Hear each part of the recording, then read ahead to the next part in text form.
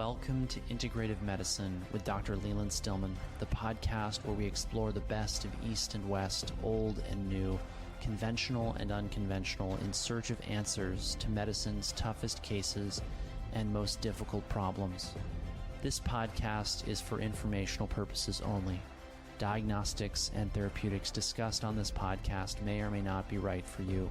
So talk to a qualified practitioner before taking action based on what you learn here. If you'd like to become a patient at my practice, go to stillmanmd.com to schedule a complimentary discovery call.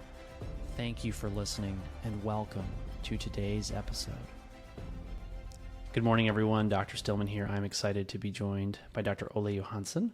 Dr. Johansson is an expert in electromagnetic frequencies, one of the few, I would say, currently in academia. We connected over that because there's such a small world of us who are concerned about the clear and present threat that EMF pose to life on planet Earth. And so today I'm excited to learn about his journey to researching EMF and talk about practical steps people can take today in 2025 and beyond to help solve what I think is a very serious threat. And I don't mean to engage in hyperbole. I really believe this, to life on planet Earth. So, welcome, Dr. Johansson, to the podcast. Am I saying your name right, by the way? Yes, you do. Thank you very much. It's a great honor to be on your podcast. So, let's carry on. I like to start by asking everyone who they are and where they're from. Well, my name is, as you heard, Olle Johansson, and I worked my whole life here in Stockholm, Sweden.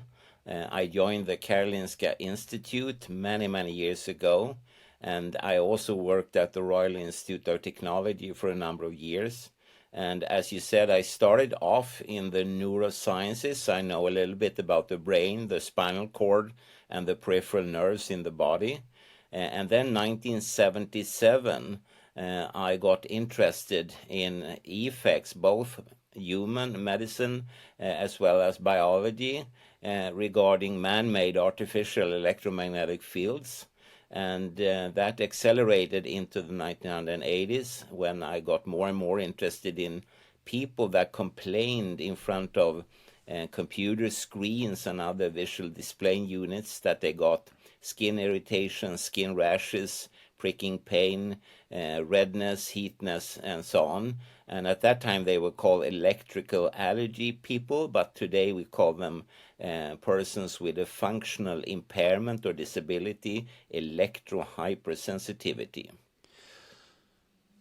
How old were you when you decided to go into science?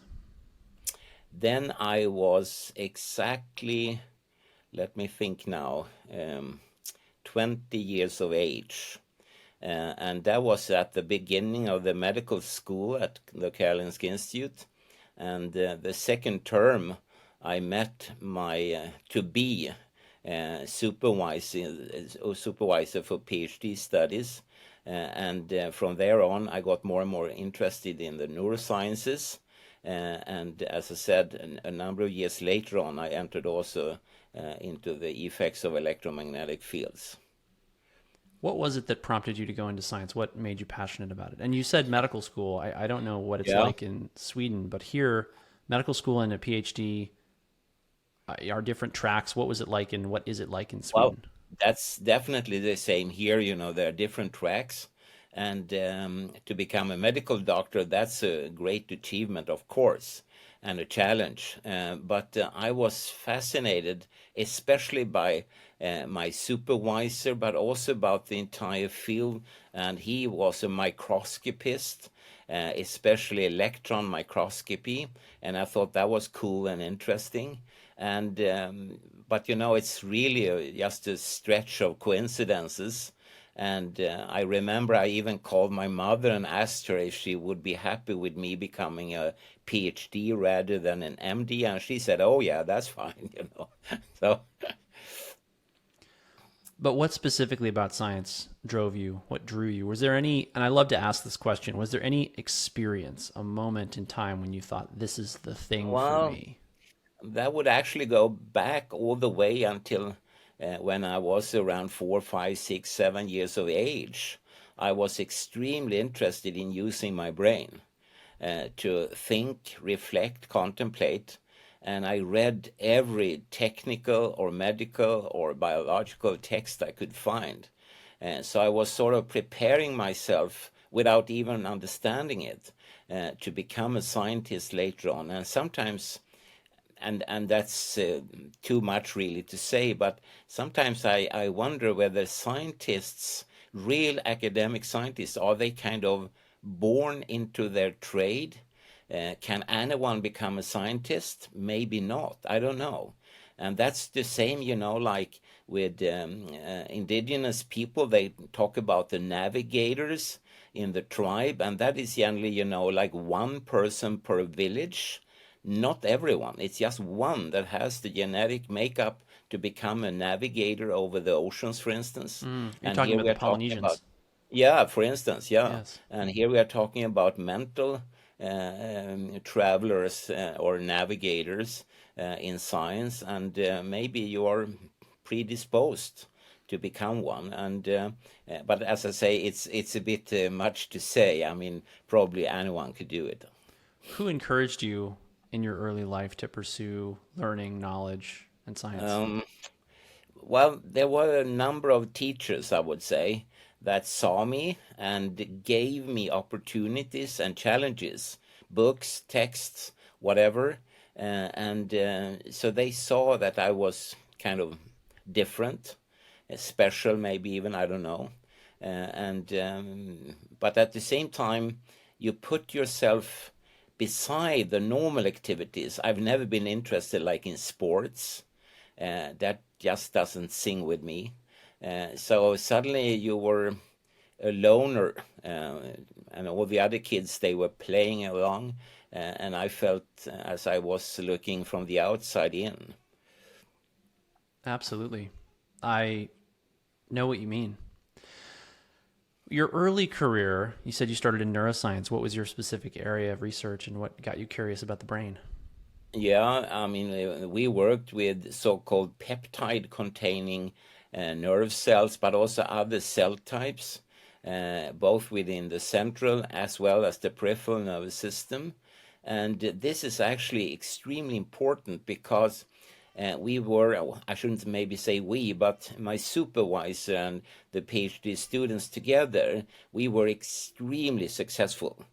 We published constantly, there could be like a publication every second week, and in journals where people dream wet dreams to be published in, like Science, Nature, Yes. Brain Research, Neuroscience, and so on. And few can ever be published there, but that was a regular feature, and we constantly met with Nobel laureates or people that were to become Nobel Prize winners. That was every day, and that was important because when I started to study the effects of electromagnetic fields, some opponents said that no, he don't know anything about electromagnetic fields or science or anything. And then I could, pop up and say, hey, could you please look at my CV? And I would ask opponents, how many papers do you have in these kind of journals? And that actually effectively silenced them because they realized that that kind of criticism was not going to be correct. And so it was very, very important. I had this previous career, if you call it like that, and I could show them that I really had the best of diplomas in academic science. What specifically about the area of, I believe you said peptide containing neurons, Yeah. was so groundbreaking that you were getting these publications so rapidly in such high level journals? Well, it was a completely new field and a field that really stimulated imagination. And we're talking about thousands of different molecules. And a peptide, by the way, is a short strain of amino acids. They are like a small cousin to polypeptides or even bigger proteins. And among these peptides, you would find the very famous opiate ligands called enkephalins and endorphins. And we were mapping them out, showing that inside the brain, the spinal cord, the peripheral nervous system, as well as in other, like hormone-containing cell systems, such peptides were to be found. and people were extremely excited about it, and still people are very excited about it. It's very rewarding, I would say, to sit by the laptop and you work, and then bing, something happens, and you see that one of your old papers is cited again and again and again and again, you know. So it's still a very active field. And it opened also up possibilities to construct other types of medicines in the future, and so on, you know. Yes. Peptides are one of the really big burgeoning fields. I didn't actually know that you started there, but I'm curious, around what years were you publishing on peptides?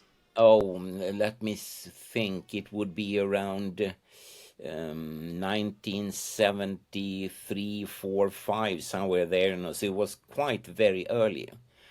Which also explains why we had success, because for many years we were kind of rather alone on the arena, and then more and more people came aboard, of course.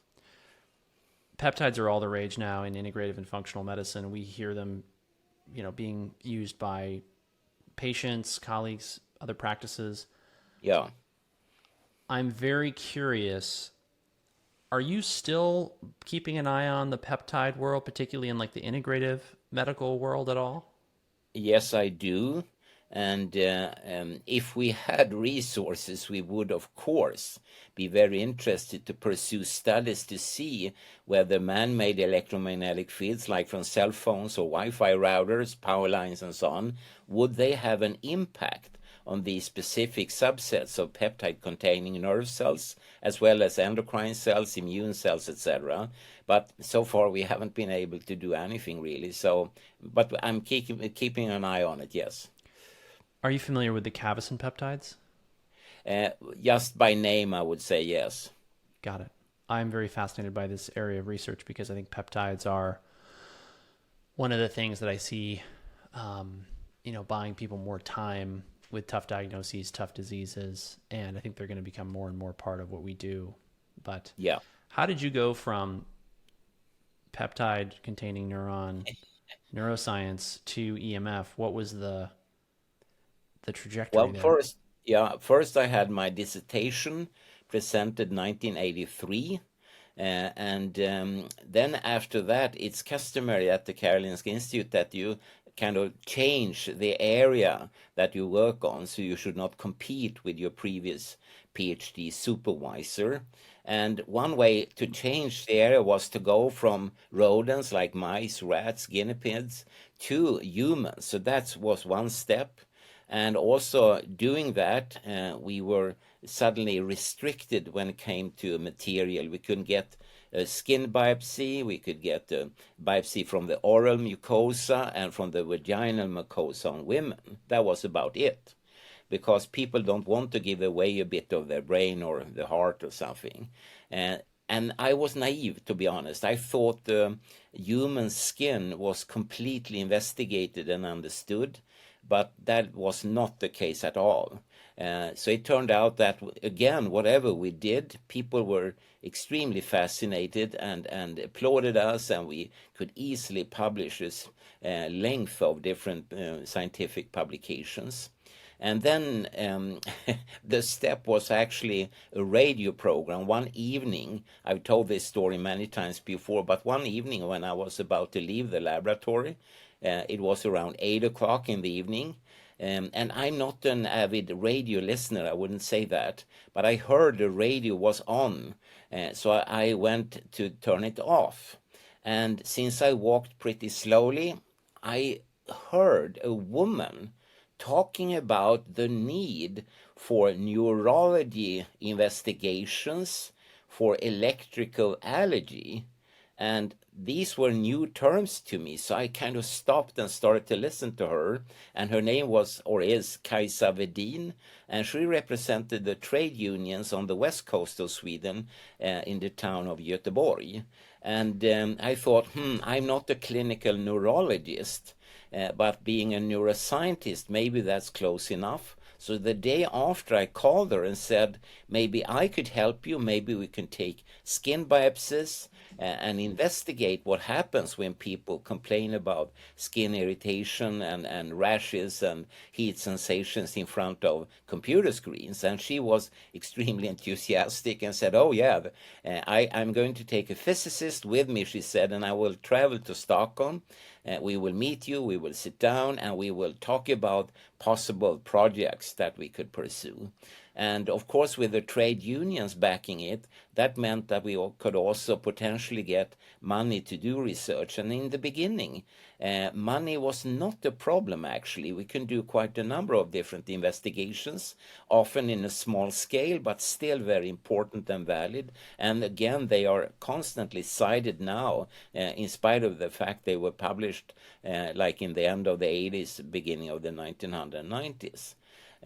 And then we came into a study where we interviewed 4 electrohypersensitive persons, and we had collected a number of different scientists, including chemists, psychologists, psychiatrists, allergologists, physicists, dentists, and so on. So we were like 20, 25 people, and then we had these 4 electrohypersensitive persons. And to make a long story short, that discussion was fantastic, very, very interesting. And we were then sent back from Göteborg up to Stockholm again, and we should start to take skin biopsies and investigate whether there were any markers, like peptide markers, that could be used to differentiate the electrohypersensitive skin from other people, normal healthy volunteers, as well as people with classical skin illnesses. So we started with that. But the odd thing was that when we then started to present very interesting results, we were not welcomed any longer into this big project, in spite of the fact that we were the only ones that had anything of interest and value to talk about. So something political happened, and I still don't know what, but I could just see that we were completely shoved off from this big project, and we were never invited again, you know. That's a similar story to those I've heard, not firsthand, but, well, I suppose, Rob Becker, whose work I'm sure you're very familiar with. Yeah.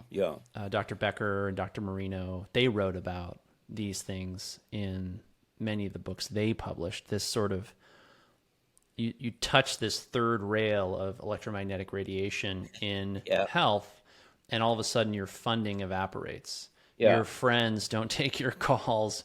It's not necessarily so dramatic, but it's dramatic enough that, in the end, everyone's having this very night and day experience as a researcher, going from we were darlings of the funders, got all these grants, had all this money coming in, everybody wanted to fund us from the, I don't know about you, but Becker, for example, he had tons of contracts from tons of different people, including, I believe, the DoD, the Department of Defense here in the United States. Yeah, indeed. And so I'm very curious about the politics behind that. I can only imagine, but because it's such a, there's so many elements to it. I'm thinking of a well-known senator here in the United States. He made his money in telecommunications and that was the money he used to run for Congress, right? I can only imagine what his vested interests remain in the telecommunications industry. But you look at how telecommunications has exploded from the time, Marconi invented the radio to today. Everyone has a bidirectional microwave in their pocket that can do way more than transmit voice. It can do everything from transmit voice to document video footage to upload it to the cloud in real time. There's so much money that's at stake here. What I find very interesting is that, and I don't know if you talk to a lot of clinicians who actually talk to patients about EMF, but my perspective has become that patients don't intrinsically want to talk about EMF, because it's a hard problem to fix because you have so little control over most of it, and you've already built your life around these devices. What's interesting is that when the pain of their illness becomes sufficiently severe and their investment in their provider, practitioner, who's telling them about it and the importance of it is significantly high. In other words, you've already gotten them some wins, some successes in their clinical case. They're feeling better. That's when they're willing to entertain it. And then what's struck me, and I often use this example because I don't actually have a lot for reasons I'll explain. I had this case early on in my career when I was doing very close follow-up, spent a ton of time with every patient. Now I have too many patients to be able to do that. It wasn't sustainable for many reasons. But I had a very severe headache case. She described such severe headaches that she didn't know how she would continue to live with them. We got them down to about a 7 out of 10 in the first 3 to 4 months. And that's when I started to talk to her about EMF mitigation. Turned out her house and her office were a disaster. And partly that's, and this is an interesting part of the problem, is that in some respects, the more money you have, the more EMF becomes a problem because these people wind up with a home theater system and they have a very complicated pool and they have complicated light systems in their home that may be just weird voltages and wiring, and they have every kind of gizmo and gadget in the kitchen you can possibly conceive of. And I have a friend who tells a crazy story of a woman who had a smart bed, the worst idea ever to those of us in the know. And this bed was beaming a radio frequency signal at her head as she slept. So no wonder she couldn't sleep. Of course, she unplugs the bed and her sleep returns to normal. But she took this seriously and she mitigated her home and her office as much as she possibly could. And her headaches went from a 7 out of 10 to a 4 out of 10 with just that intervention. So, I find it so interesting because there's so much value for patients that almost no one talks to them about. And it's because of two things. Number one, how challenging people perceive it to be to mitigate EMF, which it's not actually that challenging. And number two, there's so many vested interests telling them not to worry about it and selling them an alternative that's, in their perspective, easier to do. Take a supplement, take a drug, do a treatment, do a therapy, rather than actually fix the underlying problem, root cause of EMF exposure. So it's very interesting to hear you talk about the research side of it, though, and the politics. Well, I mean, I agree 100% with what you say. And actually, what I would tell today is that when I have a person that attributes problems to the electromagnetic environment, I tell them, well, go to a medical doctor. It could be some other culprits here, but don't tell them anything about your suspicions. Just tell them your symptoms and ask for help. And let the medical doctor pick out what kind of illness you have. And in the meantime, I would strongly suggest that you talk to a building biologist, electrician, technician of some sort, that are experts on shielding, distancing, removal of these gizmos and gadgets. But don't tell the medical doctor, because he or she could very well turn against you, actually, and don't risk it. And people are very happy when they do this compromise. But at the same time, it's odd that you are not allowed to talk about this as a possible cause for symptoms.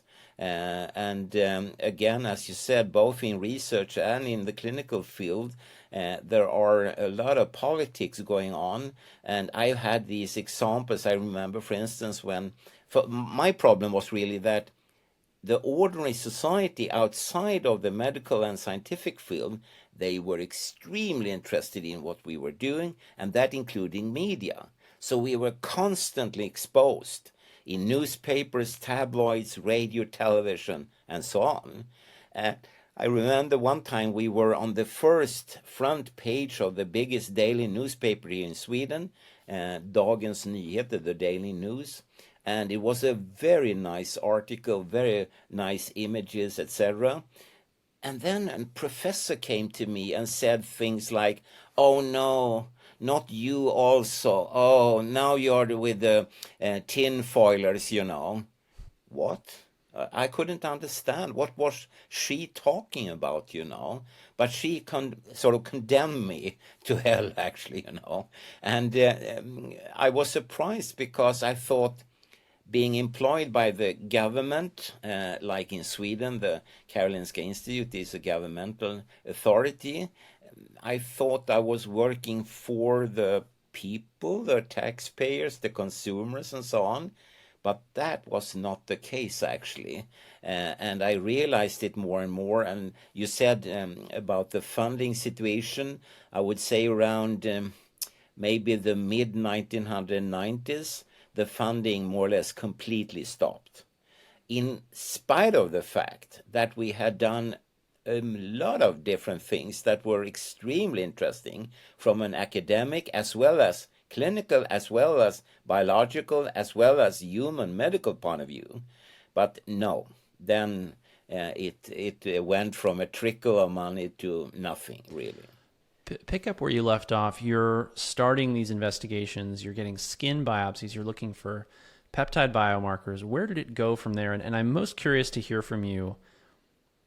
I've worked with some very wonderful scientific minds at medical school, and there was always this tendency I found in them to always sort of follow not only where the data was pointing, but sort of where their nose was leading them. And I'm really curious what this journey was like for you intellectually. Your thinking on the problem, what you thought it meant, and what led you down the path to where you are now. Well, I would quickly say that what happened was that I realized that people with the functional disability called electrohypersensitivity very strongly showed that a democracy like Sweden is not. Because that was the wrong disability to have. And they were pushed aside or even pushed out of the social network. And that was in itself very fascinating, that you could be like a murderer, a felon, you could be a thief, you can be anything, but not electrohypersensitive. And from an academic point of view, that was extremely interesting to witness. And then, of course, I mean, I don't know the English word for that, but you can sort of leap from one piece of ice in the sea to another and to another, and you were jumping around. It's a And very I was Swedish jumping, metaphor. yeah, I I live was in jumping Florida. around. There's no ice. Okay. But I was jumping around like that, where I could see someone with some resources. So it was very much determined by where you can find some money to do research. But also at the same time, things started to happen outside of the room. And you saw that, for instance, you had a dramatic decline of pollinators like honeybees, bumblebees, and so on. And there were and are, of course, classical explanations like insecticides, pesticides, viruses, etc. But they don't add up. They cannot explain everything. And then at the same time, other scientists started to show that honeybees don't like man-made microwave exposure. And we have shown that they need natural background fields. Yes. So you That was see, your recent paper that you just yeah, sent me. exactly.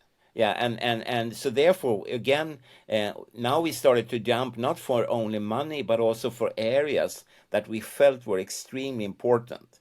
And one area that really keeps me awake is the fact that different scientific groups have exposed ordinary bacteria we have on us and in us right now, either to the classical GSM or second generation mobile telephony or super modern Wi-Fi router exposure. And to make a long story short, then the bacteria become antibiotic resistant.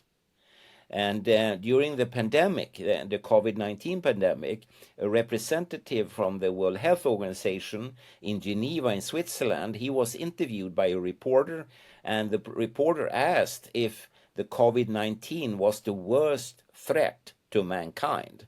And then the representative sort of smiled and said, no, no, we will be able to handle that and fix it, you know. But the reporter said, well, what is then the worst threat to mankind? And then the WHO representative said, well, that's easy to answer. That's antibiotic resistance in healthcare. So while talking in a cell phone or using a Wi-Fi router, maybe you are turning your own as well as other people's and dogs, cats, whatever, bacteria into super bacteria being antibiotic resistant.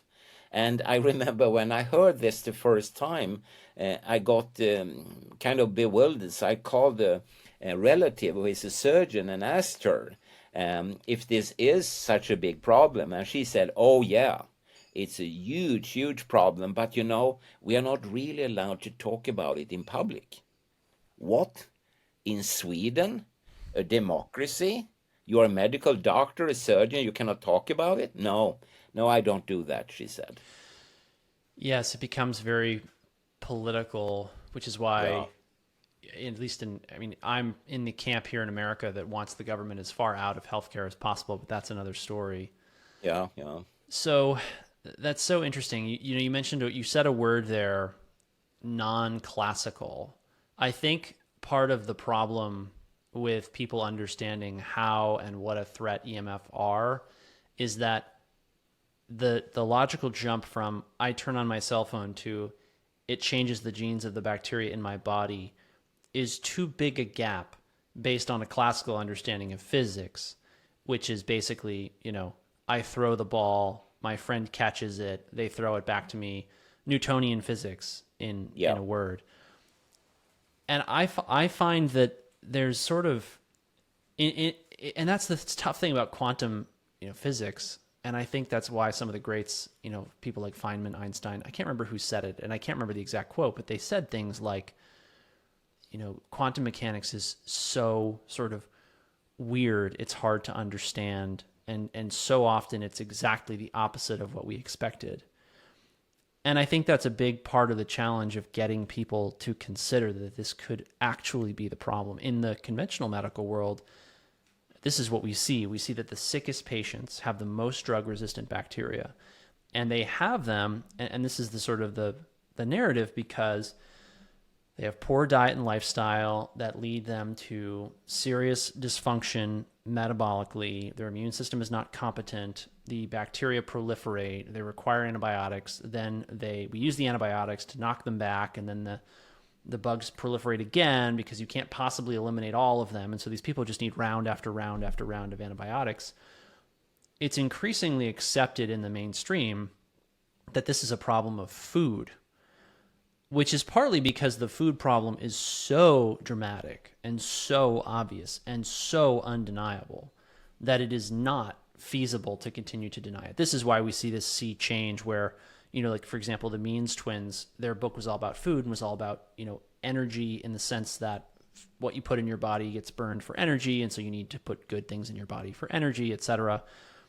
But they never talk about, as far as I know, EMF. They don't talk about more controversial things. I won't go there because it's not where I want to take the podcast.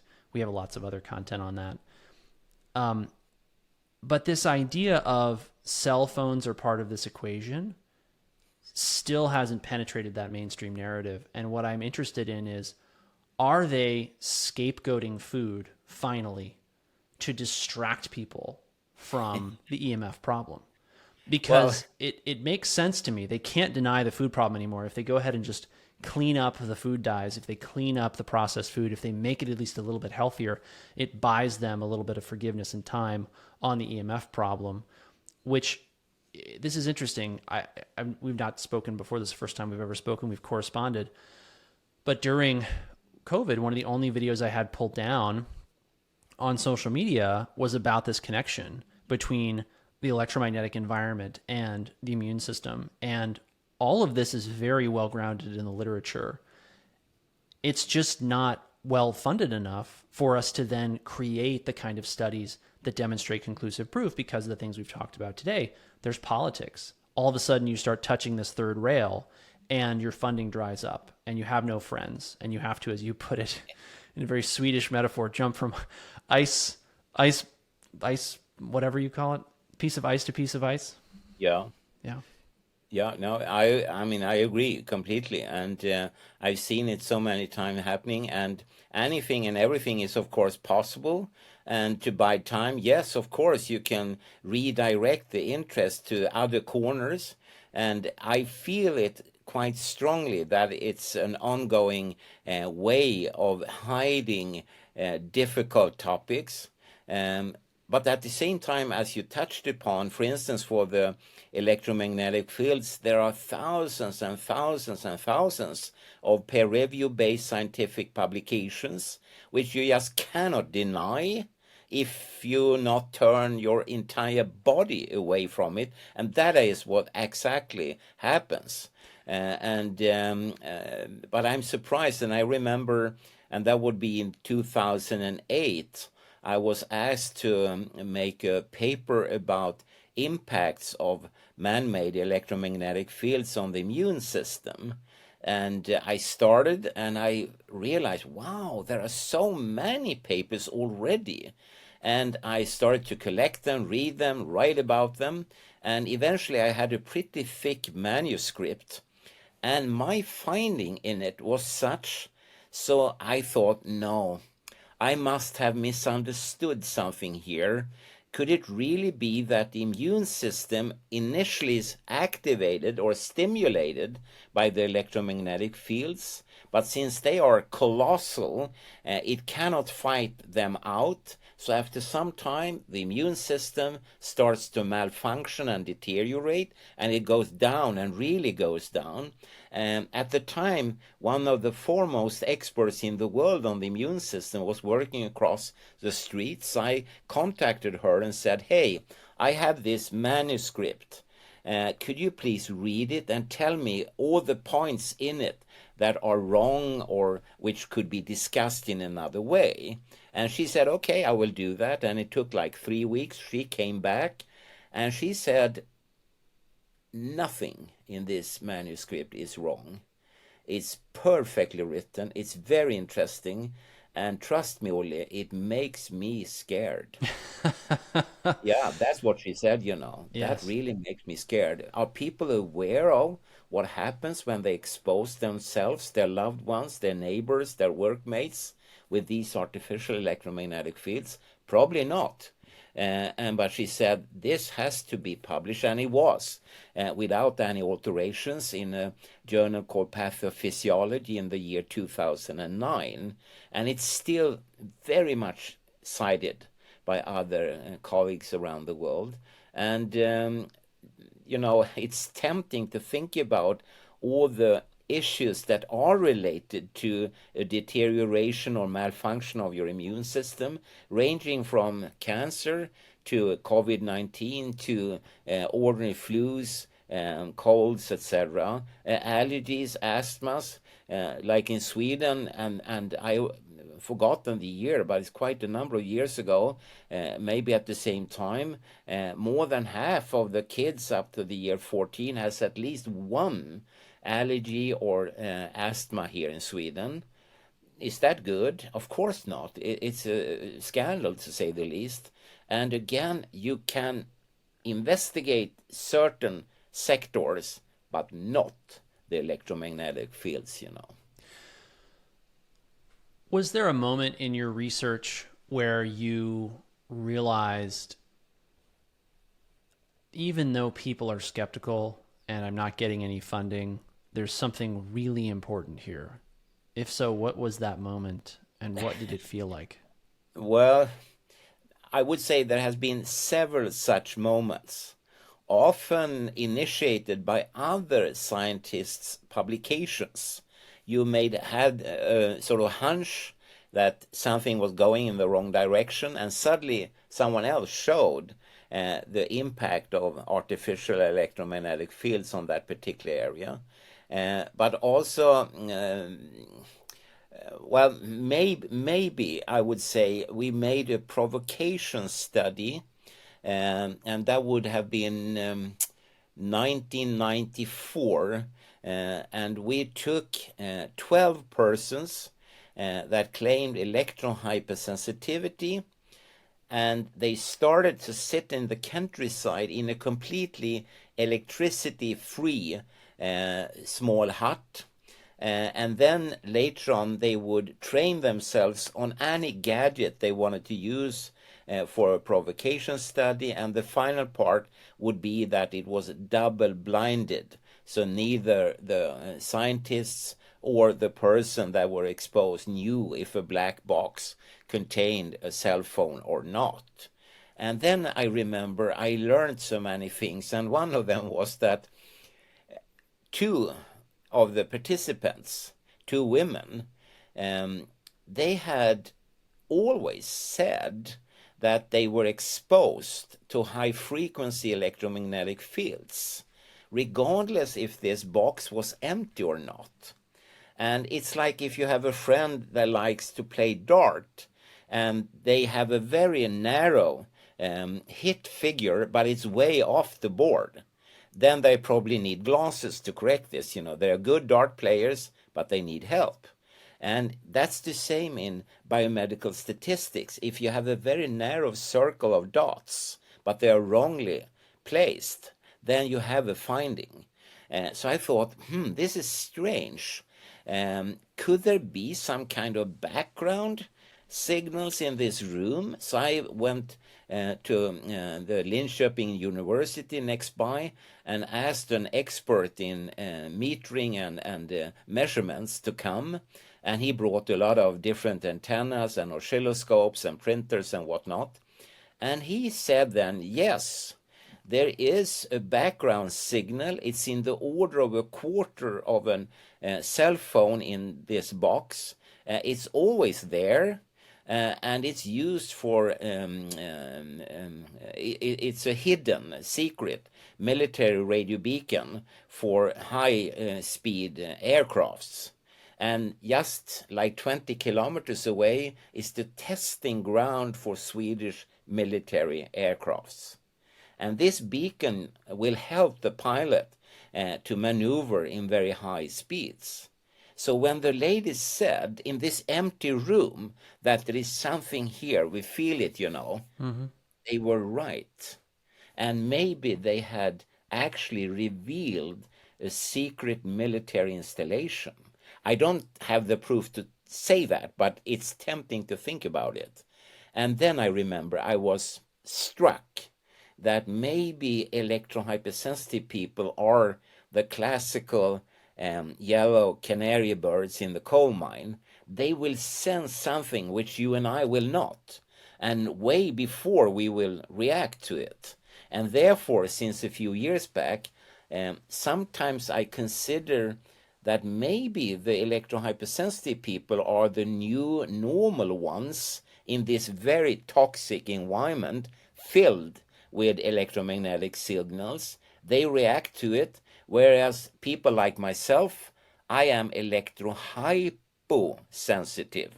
I don't react to it, and therefore, in the long run, maybe I will instead get a cancer tumor or neurological damage or immune system collapse or whatever. But they react like the yellow canary bird long before it. In other words, you're saying that they sense the problem and will therefore flee it and therefore incur less damage. Yeah. Yes, it's a very interesting model and idea. Yeah, it is. This is the classical, what is called the biological sensor. And people are looking for it for various exposures. Something which will tell you through a sound or a change of color or a voice message, whatever, something is not good here. And then you would remove yourself from it. You would have a natural avoidance behavior. And they might be the kind of biological sensors in themselves. And at least in Sweden, I don't know for other countries, but for many years people try to ridicule them and talk them down and tell them that they were just imagining this. But maybe they were completely right. And this particular experiment revealed to me a lot of different such information which I hadn't been aware of before. So that was definitely an enlightenment period in my life. In a single sentence, what was it about that experiment or series of experiments that totally convinced you this was real?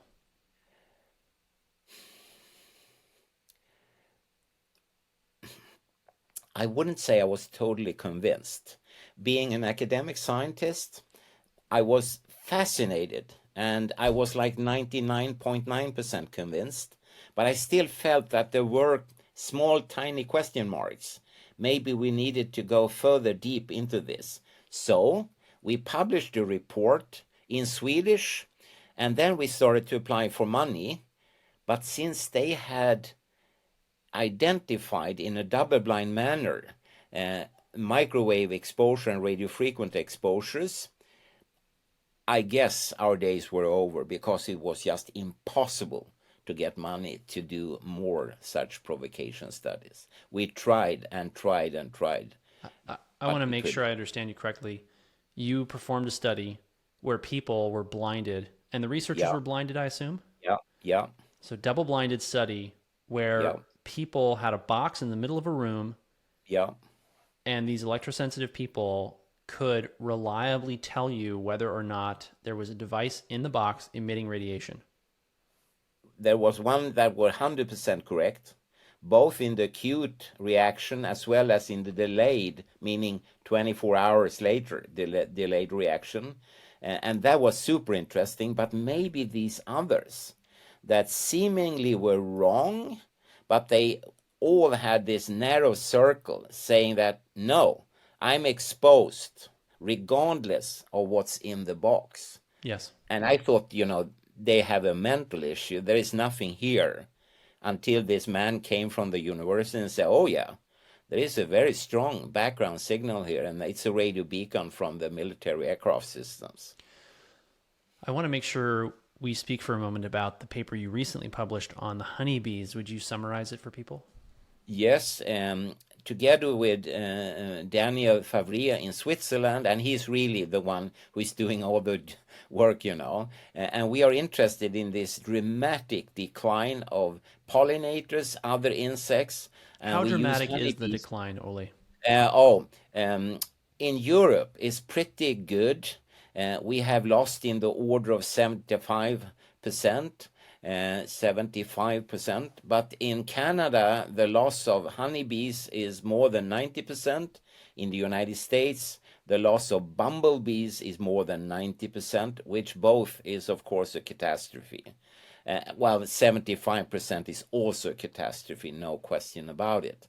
And people are trying to change the route of this downhill motion. And then we got very interested in could electromagnetic fields, man-made artificial ones, impact the honeybees. And other scientists had shown in, should we say, semi-controlled experiments that if you, for instance, introduced a cell phone into a beehive, then the queen would collect the worker bees and just run away and disappear.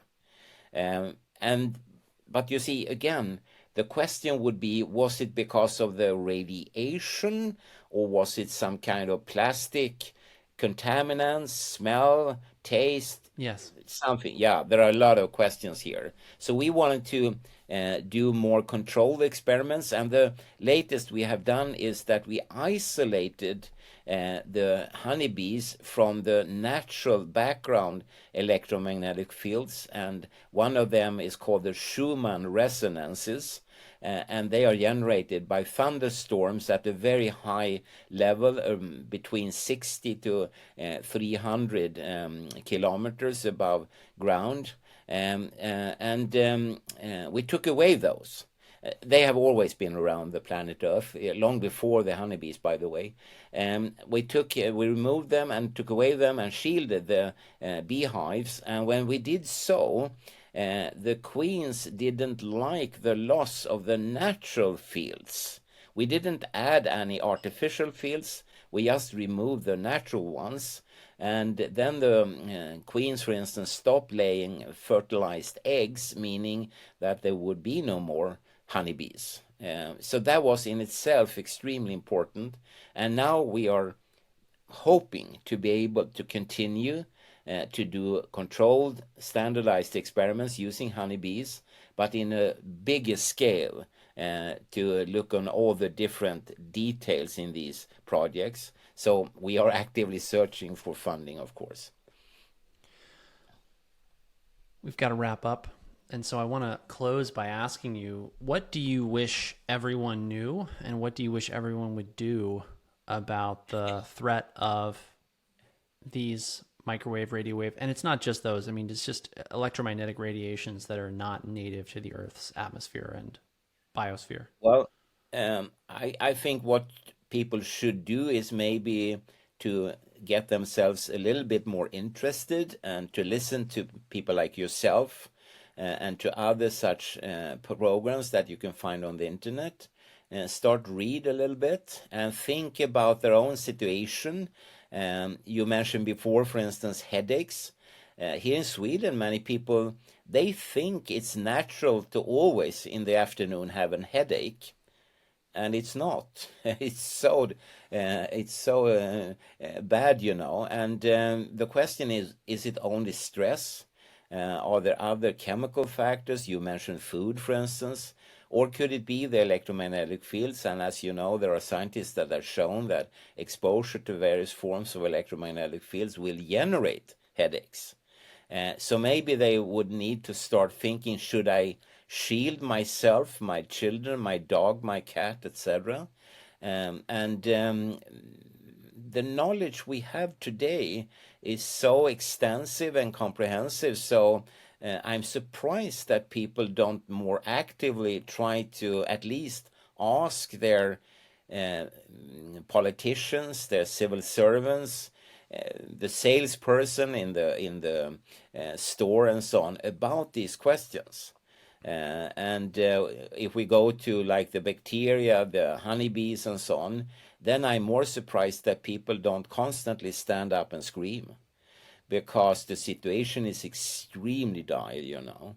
And of course, for myself, if anyone would like to support our research, they could go to a fundraiser call we have, and it's research.radiation.dk, Delta Kilo. And if they scroll down, they have two different options how they can support it. And trust me, even a single dollar will make a difference, because it's very, very difficult to get funding from more official sources. They are often turning away from us. And recently I wrote to the head of the Swedish World Wildlife Fund, and I asked her if she would be interested to maybe write a little bit about our research regarding both bacteria, honeybees, and so on.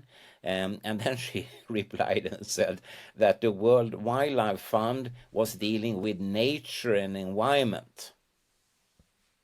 And if honeybees are not nature and environment, then I am the Queen of Sheba, you know. No, really. I I mean, the know. answer, yeah, I mean, you cannot believe an answer like that. And the odd thing is that the Swedish WWF and the international big organization right now have huge campaigns protect the honeybees, but they could not write about the research. You know, if you can explain that to me, I'm yours forever. I just cannot understand it. I remember Well, when I found out what a problem EMF were based on popular literature I was reading that reached back into Becker's work, and then I read Becker's work. I read a little bit of Andrew Marino's work, and it took me months to sort of, I don't even know how to quite put it. The scope and scale of the problem is not comparable to anything else. Smoking is the closest thing I can find, but smoking in the end is a recreational habit. Cell phones are, I would say, just as addictive, but they've been integrated into the fabric of society in such a way that to remove them would very much alter the global economy in ways that I don't even think I can begin to fathom. And the reason I say that is that I'm concerned that this is really only going to come into focus for most people. And I've said this before. I've said that the public tends to accept that something is bad for them when the bodies are stacked so high and so deep that no one can pretend they're not there. And that's what I'm afraid is going to have to happen. As I see fertility rates drop, as I see cancer rates rise, as I see autoimmune and allergic disease rates rise, and I often relate this back to cancer rates because I think they're one of the most telling consequences of our modern toxic environment from all causes, including some we only mentioned tangentially here. Cancer rates 100 years ago were so low that if you came into the hospital with cancer, all the medical students and all the residents would come to your hospital room to see you so they could have seen the cancer patient. Now we have wards full of cancer patients. And if memory serves, in the 1970s, when Nixon declared the war on cancer, which was, according to Linus Pauling, a total fraud, 1 in 3 people were getting cancer. Well, 50 years later, it's 1 in 2. This is an exponential function. It's doubling every so often. Now, there's some people who dispute that, which I won't get into here. But my point is just we're seeing the level of pathology in the public rise.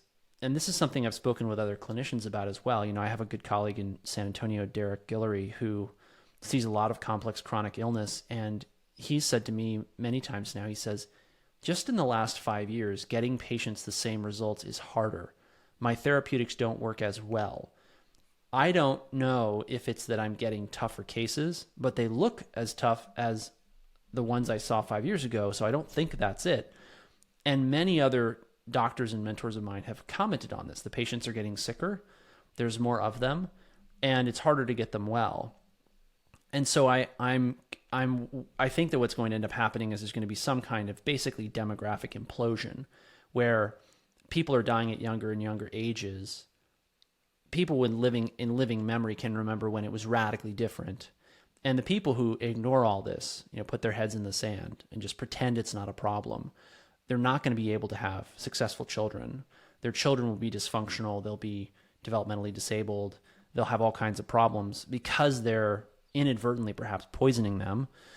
And that's when it's really going to become undeniable, because what's going to happen is people like the Amish or people like me who understand the scope of what's making people sick, we're going to continue having kids and raising families, and no one's going to be able to pretend that it's not real. But I do think it's going to take that level of catastrophe for things to change. I agree 100% with you. And it's kind of a divine injustice because very, very poor people around the world will not be able to build all this kind of infrastructure or buy all these gadgets and so on. But at the end of the day, maybe they are the survivors.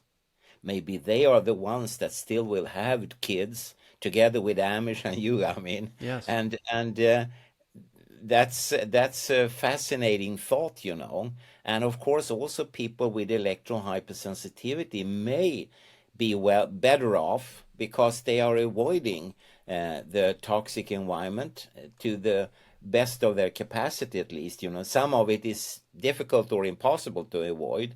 And of course, since I'm very egoistic, I hope, of course, that Swedish inventors and business people will listen to you and they will think, now we can invent tomorrow's green, human, and environmental friendly technology. As you say, it will be hard to take away the cell phones from people. They are so addicted to it. But maybe we can sell them a safe system. Whatever that will be, I don't know, but if it's possible. So, and then of course Sweden will be richer than Japan ever was, so it's an egoistic thought. But maybe while we are talking, young kids in California are sitting in a garage inventing exactly this. So whoever picks up on this could become tomorrow's new Bill Gates or Elon Musk or whatever. So there are also an upside to the downside. Yes. But I'm also scared as you are, because the reports with, for instance, Alzheimer disease in very young people, which we never saw before, and suddenly you have it and it's increasing. And when you look into the scientific literature, if you expose, and that's where we started, if you expose the brain and the nerve cells, especially in the areas afflicted by Alzheimer, then the cells will be harmed and even be killed. And again, I'm surprised that politicians and civil servants don't stand up and say, no, stop, we cannot go down this road, you know. But instead they look away because they earn a lot of income from the companies, Yes. from the operators, from the consumers. I've got to run. Dr. Johansson, thank you so much for joining me. If people are wondering what they can do about this because they're concerned as we are, I've got lots of blog posts on this. If you put EMF into my Substack, you'll get a ton of articles. And Dr. Johansson, we'll include all the links that you mentioned earlier, but where else can people find out about your work and keep in touch with you? It's the same, the fundraiser call, research.radiation.dk delta kilo, because it starts with an introduction. They have a short CV, a long publication list, and then I also have a short compilation of the kind of projects we would like to pursue. And I say again, whatever you give it, because we need it. Thank you for joining me. I look forward to having you back on the podcast. It's great to finally get to meet you in person, or so to speak. Take care.